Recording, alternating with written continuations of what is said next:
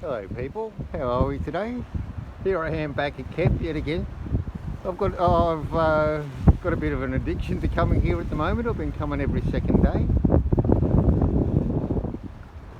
I miss the ocean. That's one thing about Camp Pot. It has the river, but after living in Sandhookville for 15 years and having the Golden Beach literally meters from my bedroom door, and growing up with summers in Australia on the coast, I'm a beach person at heart.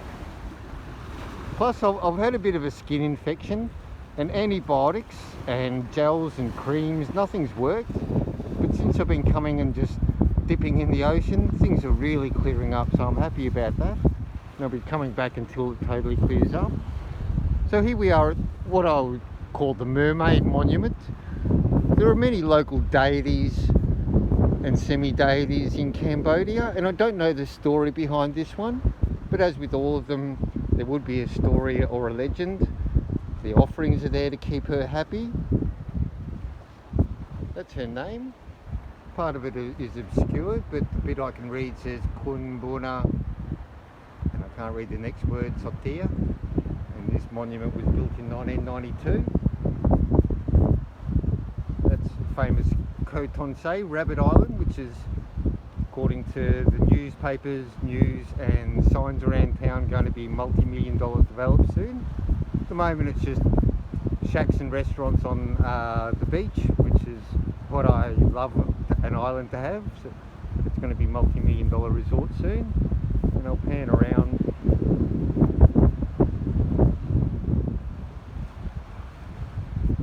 Quiet day here today, lovely. Little bit of wind, but just beautiful. Had a wonderful swim. We'll take a walk along the foreshore and I'll point out some things to you. It's a new hotel going up here, prime location, and perhaps more going up beside it. Hopefully they don't clear all the jungle.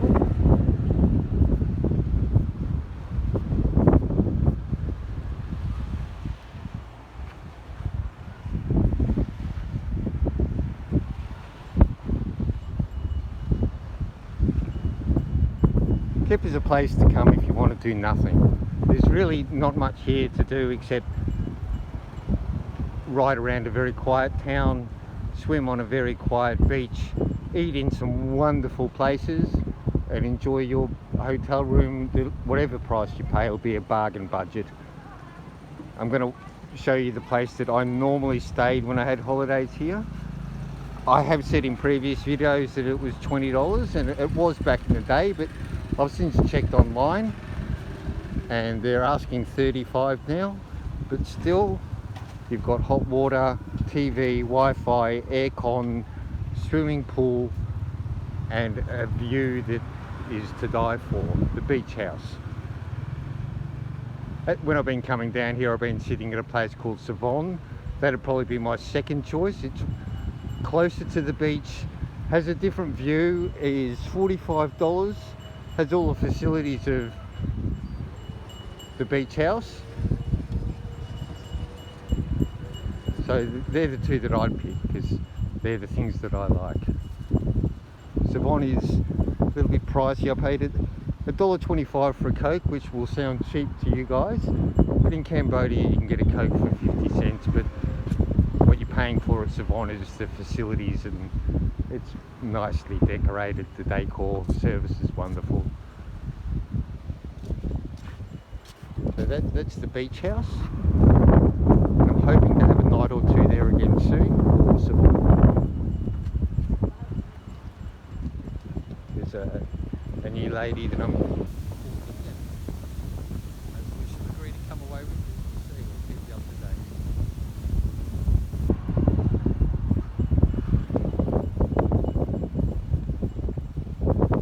We're going to approach a place that's always held a fascination for me. Ever since I've been coming here, it's been sitting in the best location in town, and I think I saw somewhere it was built in 1910, so during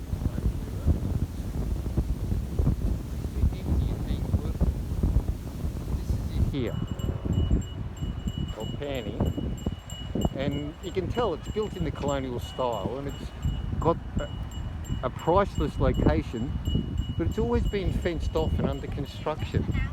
I don't know the story as to what is really going on with it.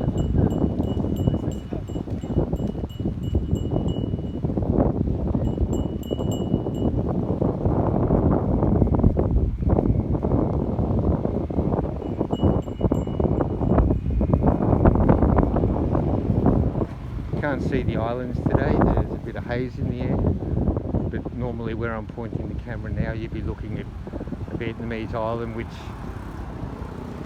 is west of the land border between the two countries, Phu Quoc, or Co Trail as a local I was just talking to still calls it. Every Khmer I've ever talked to about the island resents having lost it to Vietnam, and they resent having lost Saigon to Vietnam. All that southern tip of Vietnam was once Khmer, and he was also talking about the land that Thailand stole. There is an undercurrent of nationalism here that emerged under the Khmer Rouge in a bad way and is still there, unfortunately. I mean, some people who I really like who, when they talk about their neighbouring countries, are full of resentment, and that's not a way to go into the future. If you want to accept borders as they are, we all go back to a magical time when our country was the biggest. Well, we see what's happening in Russia at the moment with that kind of attitude.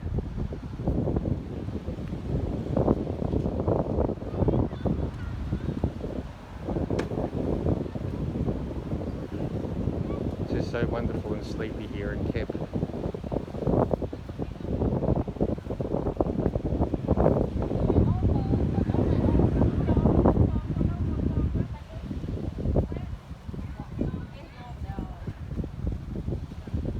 And the local I was talking to, we both agreed that in Cambodia in general, and this is what helped provoke the Khmer Rouge resentment, there's extremely wealthy people, and there are people who are relatively pretty poor, and there's not much in between.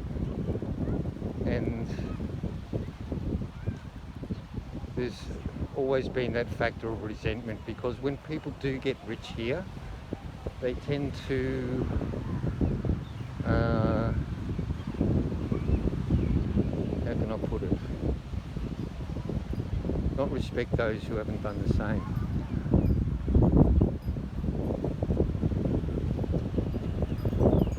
And you can buy titles here.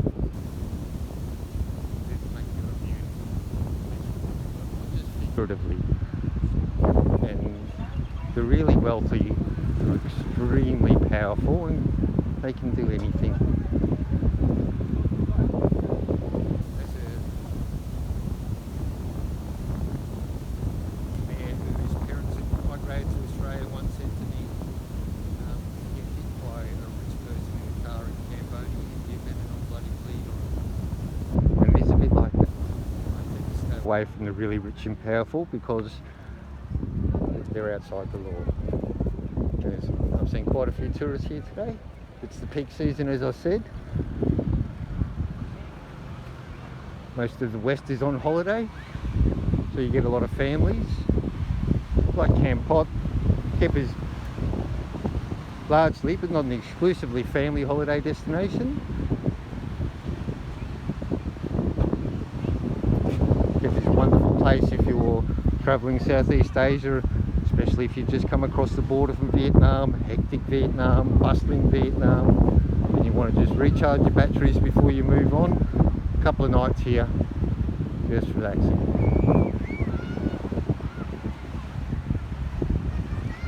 And you'll notice too that Cambodians don't really wear swimsuits at the beach, very rare. Whatever clothes they got on, part of the modesty thing, and it's also they don't want to get sun on their skin. And I've also, when I've spoken to locals over the years, they have a belief that sun and sea water are not good for your skin, whereas I believe completely the opposite, and that's why I'm here at the moment trying to clear clear up my skin rash, and it's doing bloody wonders, let me tell you.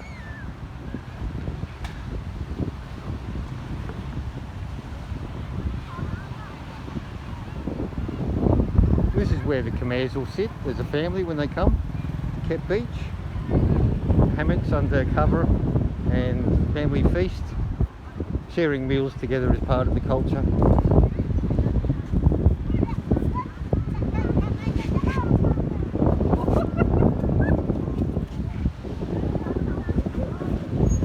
Smile. They talk about Thailand being the land of smiles, but I don't know, Cambodia more so.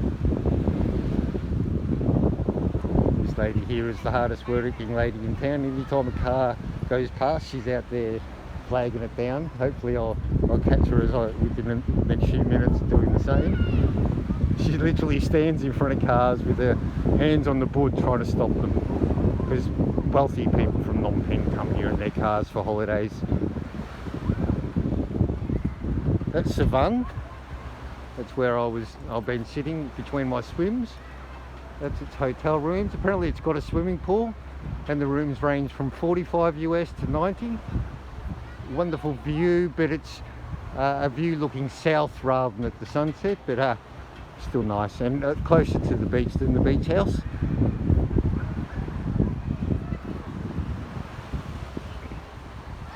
And these are a recent addition. These were not here until recently. Been built by the government, local confirmed to me, and rented out to people as things like this are in Cambodia.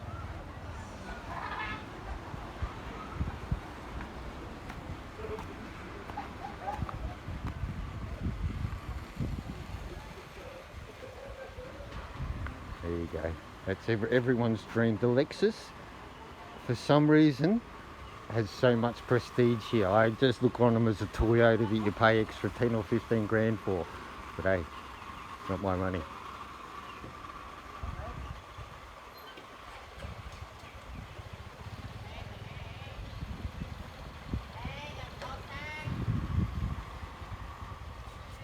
A little bit quiet today. These ones are all deserted. These are in a prime location.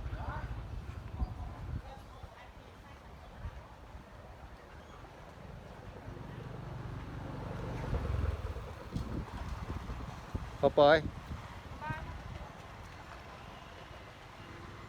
And yeah, that's something it gives me an opportunity to talk about a cultural trait in Australia, where I'm from.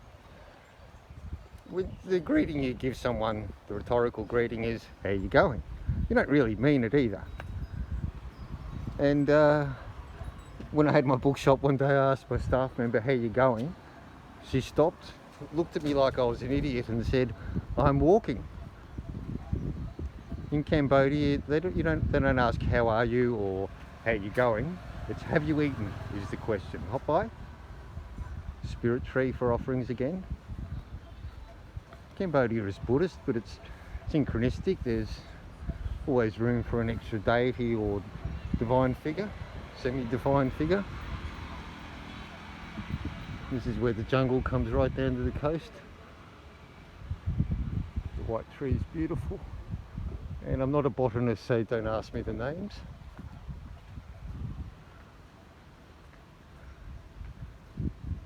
So peaceful. I almost feel like I'm sleepwalking, guys.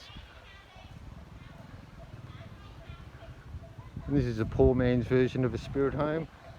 I've panned past them in other videos, but I'll show you.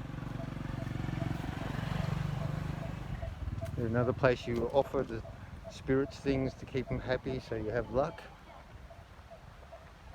In Sihanoukville, there's a famous deity on the edge of town where, before people set out on a journey from town, they'll do offerings, and that's what we jokingly call Cambodian insurance. People will drive at breakneck speeds on the open road without seatbelts on, but they've offered things to the deity, so everything's good. There's a rooftop one. And I believe, I've mentioned in other videos about the rural residents, I believe that's the rear access to it. I can see wonderfully kept gardens up in there. Wouldn't dare to approach it.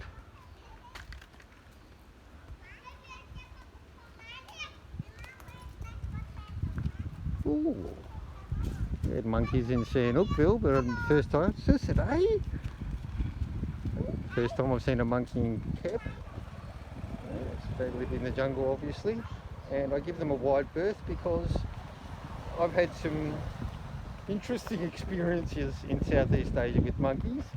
They know they've got it over you. So, funny time, I was in Vietnam in a swamp down in the delta with locals only. More monkeys up ahead, and we're having a drink at a cafe, and some monkeys walked in and stole our glasses, the glasses we were drinking from. And the owner said, look, no, don't chase them. If you do, they'll smash the glasses. What you got to do is give them a banana or some food and they'll trade. Isn't that amazing? These animals are very smart. They do carry rabies and other diseases, so you just don't want to tangle with them. Here we go, they're checking out the offering.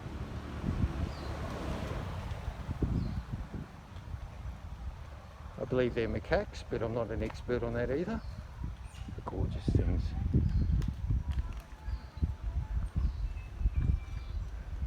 Big teeth though.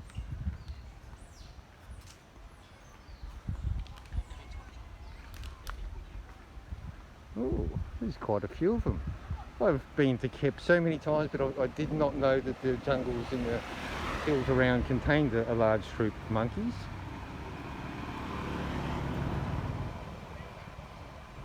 This predates the spots that have been built along here.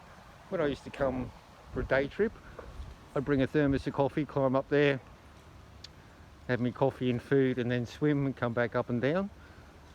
Still there.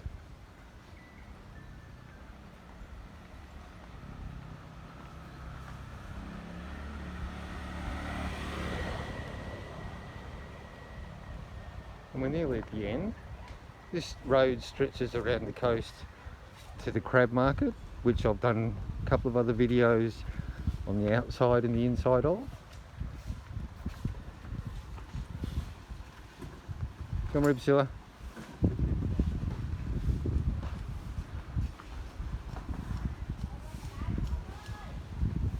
Because Kep is a playground for the elite, I see more police here than I do in Camp Pot out and about.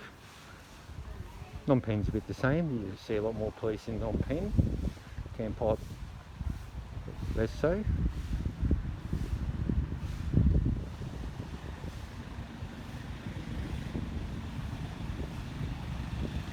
So this has all been built on reclaimed land, and it looks like it's about to open. It's a wonderful location here. You're looking west into the sunset. Perfect thing for someone to snap up now. Just got to be able to get through the rainy months down here in Kep. But you always get domestic tourists here, which is a bonus. As I've said a few times, Kep is popular with the Phnom Penhers, and Phnom Penh is like a different world compared to the rest of Cambodia.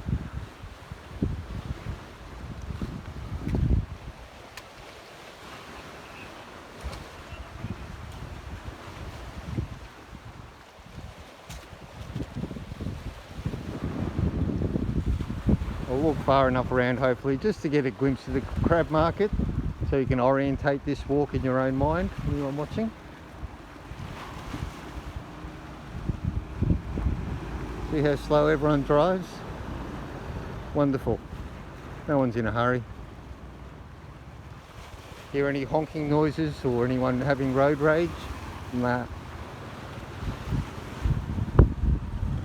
There's the jungle coming down to the mount, down to the coast. Rabbit Island again. Sun not far off setting to the west. Don't know what time it is. Part of living in Cambodia. Sometimes I don't even know what month it is, let alone what day of the week or time.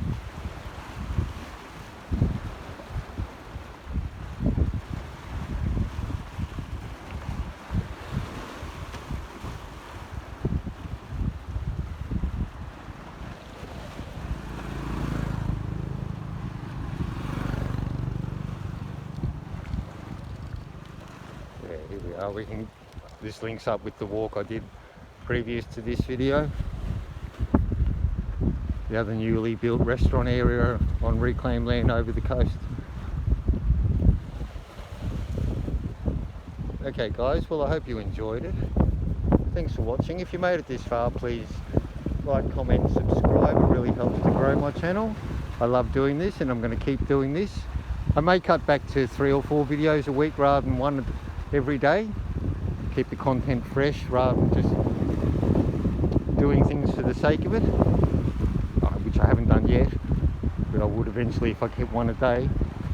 Okay, have a great time and I hope to see you here in Kep one day.